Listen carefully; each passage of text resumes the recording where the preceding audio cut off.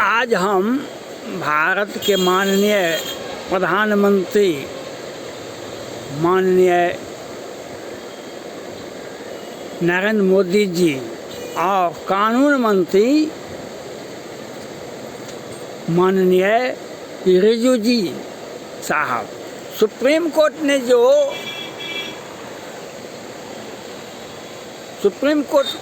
राष्ट्रद्रोह मुकदमा पर प्रतिबंध लगाए हैं और उस पर माननीय प्रधानमंत्री नरेंद्र मोदी जी और रिजिजू जी ने स्पष्ट रूप से कहा, लक्ष्मण रेखा पार मत कीजिए, लक्ष्मण रेखा का ध्यान दिलाए। मैं रिजिजू जी तो नए कानून मंत्री हैं, इसके पहले बिहार से ही थे देश के कानून मंत्री, आईटी मंत्री रविशंकर प्रसाद सिन्हा जी कानून मंत्री थे। मैं आप लोगों ने जो सुप्रीम कोर्ट को ये एक तरह से धमकी दिए और एक तरह से आप दिशा का ज्ञान करवाए, तो लक्ष्मण रेखा को पार नहीं करना चाहिए, लक्ष्मण रेखा पार मत कीजिए। माननीय प्रधानमंत्री नरेंद्र मोदी जी उस वक्त भी आप प्रधानमंत्री थे जब सुप्रीम कोर्ट के मुख्य न्यायाधीश CJI दीपक मिश्रा जी पद्मावती पर ऐतिहासिक फैसला दिए थे, ऐतिहासिक फैसला। और इतना ही तक नहीं, जो पूरे भारत में एक साथ सभी सिनेमा घरों में प्रदर्शित किया जाए पद्मावती को, उस वक्त अगर आप बोल देते लक्ष्मण रेखा पार मत कीजिए तो आपका प्रशंसा होता, आपका सम्मान होता, आप एक जिम्मेवार प्रधानमंत्री होते। लेकिन उस वक्त आपने मौन धारण कर लिए और आज कहते हैं आप किसी भी भारतीय को, दूसरे दल के व्यक्ति को राष्ट्रद्रोह के मुकदमा में फंसा दीजिए और सुप्रीम कोर्ट और न्यायालय उसकी सुनवाई नहीं करे। ये कौन सा नियम है, कौन सा संविधान के आर्टिकल में यह देखा गया है? कंगना रनौत पर राष्ट्रद्रोह का मुकदमा होता है और वर्तमान में लोकसभा के सांसद, निर्दलीय सांसद नवनीत राणा जी पर राष्ट्रद्रोह का मुकदमा होता है। राष्ट्रद्रोह का मुकदमा राज्य सरकार किस परिस्थिति में करती है? कंगना रनौत का घर तोड़ दिया जाता है, उस पर वह बोलती है तो राष्ट्रद्रोह का मुकदमा होता है। नवनीत राणा जी हनुमान चालीसा पढ़ने जाते हैं माननीय मुख्यमंत्री उद्धव ठाकरे के दरवाजे पर, तो राष्ट्रद्रोह का मुकदमा होता है। राष्ट्रद्रोह मुकदमा का यही परिभाषा है संविधान में, देश के IPC की धारा में। राष्ट्रद्रोह का मुकदमा का दुरुपयोग आप लोग करते हैं, केंद्र सरकार करती है, राज्य सरकार करती है। राष्ट्रद्रोह मुकदमा एक नागरिक पर नहीं लगाया जा सकता है, एक नागरिक पर नहीं लगाया जा सकता है। और आज आपने जो बोला वह निंदनीय है, वह आलोचना का विषय है। और आपने पद्मावती पर, जब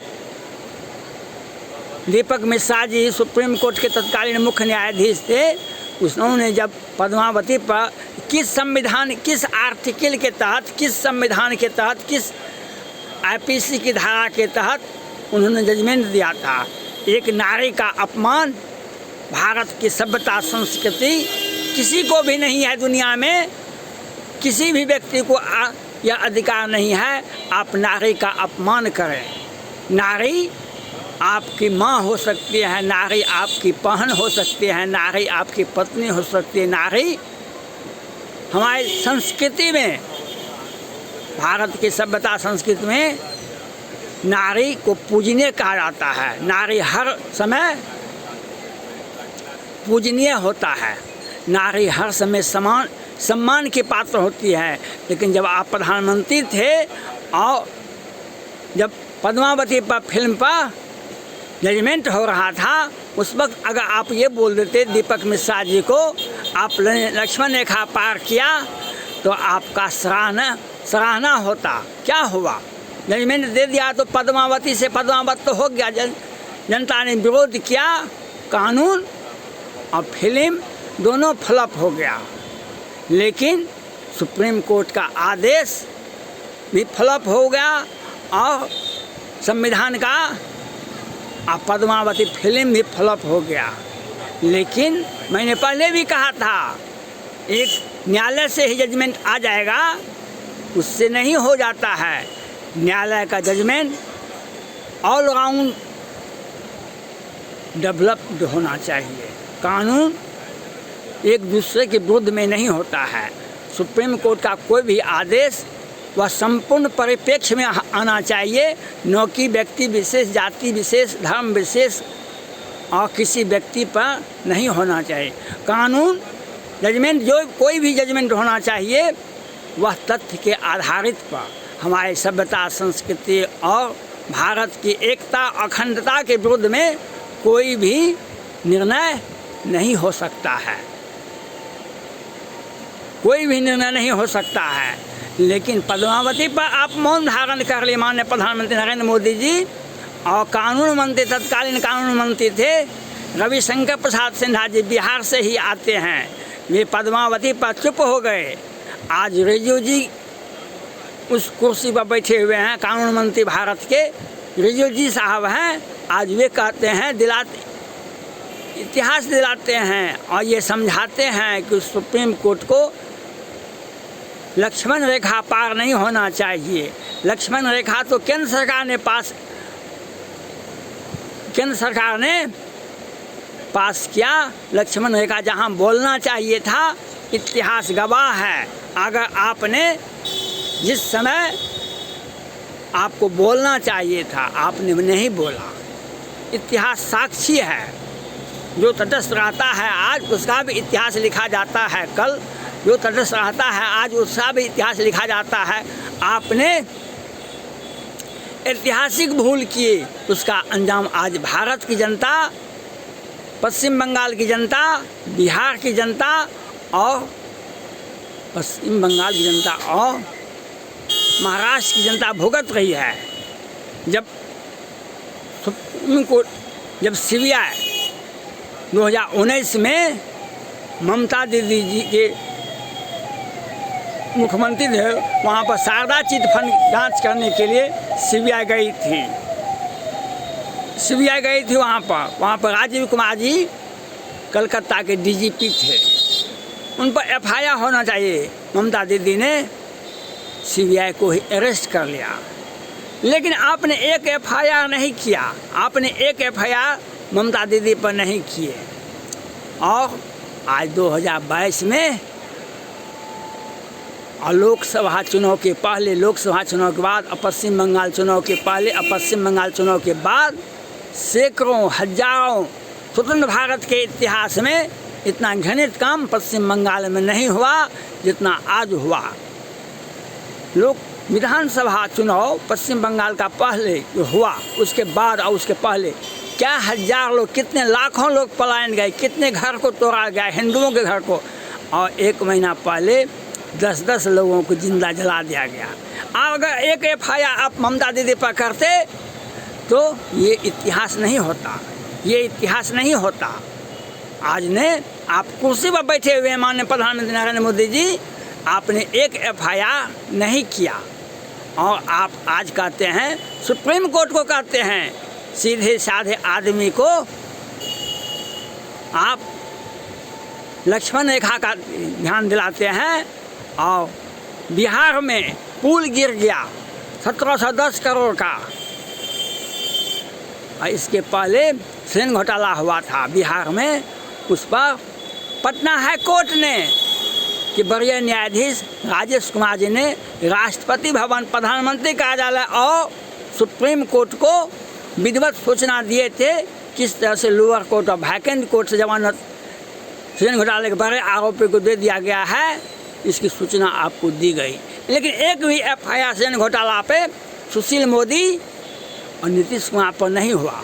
आपने लक्ष्मण रेखा खुद पार किया है, आपने लक्ष्मण रेखा पार किया है, आपने संविधान और कानून को अपने लोगों को बचाने का प्रयास किया है, और आज आप कहते हैं रिजू जी के माध्यम से न्यायालय को लक्ष्मण रेखा पार नहीं करना चाहिए।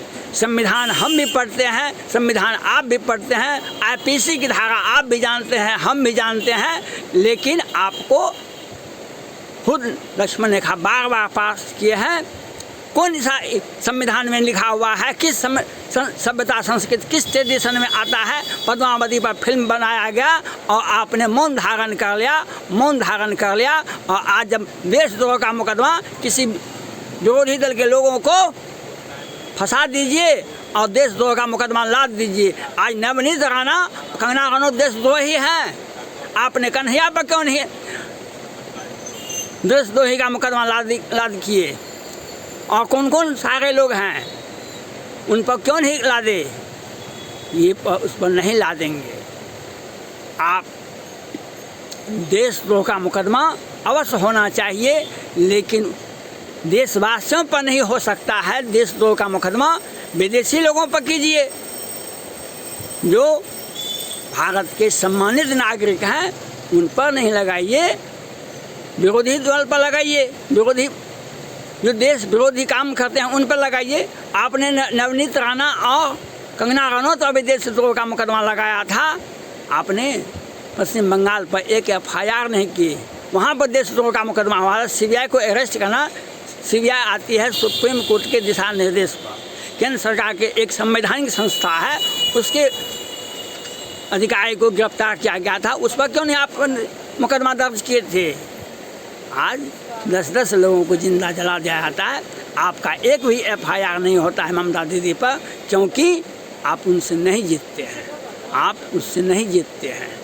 आज उद्धव ठाकरे जी पर एक भी FIR नहीं होता है। बिहार के मुख्यमंत्री पर सचिवालय में आग लग जाती है, 1710 करोड़ का पुल गिर जाता है, उस पर FIR नहीं होता है, क्योंकि ये अपने लोग होते हैं। उनके साथ साथ सुशील मोदी जी भी हैं बिहार में, मंगल पांडे जी भी हैं, संजय झा जी भी हैं, जो सब घोटाला करके आपको केंद्र को हिस्सा देती है। इसीलिए 1710 करोड़ का पुल गिर जाता है गंगा जी में, उस पर आप FIR नहीं करते हैं।